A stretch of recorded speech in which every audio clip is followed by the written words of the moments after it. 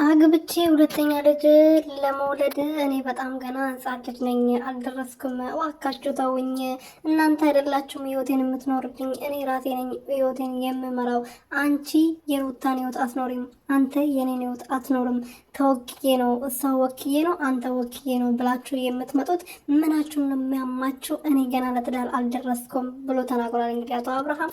አቶ ዴቭ ደግሞ እንግዲህ ለትዳር አልደረስኩም ማለት የነበረብህም ሩታን አግብተህ ልዑልን ከመውለድ በፊት ነበረ። አሁን ደግሞ አግብተሃል፣ ሚስት ጋር ተመለስ ነው እንጂ ሌላ ሴት አግባ ወይም ደግሞ ኤርሜላን አግባ አይደለም ያልኩክ። በፊት አብራት የነበርከው ልጅ የወለደችለት ሴት ነው። ሰርፕር ዜና ነው ዛሬ ማውራው።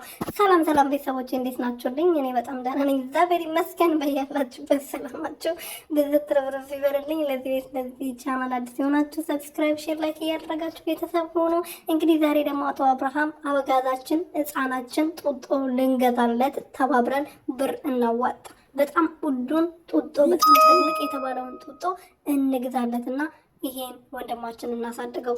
በጣም ጡጦ ያስፈልገዋል። ህፃን ልጅ ነው፣ ለትዳር አልደረሰም። ለትዳር ሳይደርስ ነው ልዑልዬን የመሰለ እንቁ የሆነ ልጅ ያስወለደው ማለት ነው። ወይኔ ውርደታ! አንቺ ተዋለሽ እኮ አንቺም እኮ ተበላሸሽ ከነሱ ጋር ይወሽ። አፍሽ ራሱ የነሱን ነው የሚለውና ቃላቴ ራሱ የነሱን ወያውጣ አይደል? ፈጣሪ ከዚህ ያውጣኝ እና ማለት ነው። ቤተሰቦች አብርሃም እንግዲህ ኤርሜላንም አስረግዘው ነበር አይደል? ትዕግስት ውስጠኛ ልጅ ሱነታይ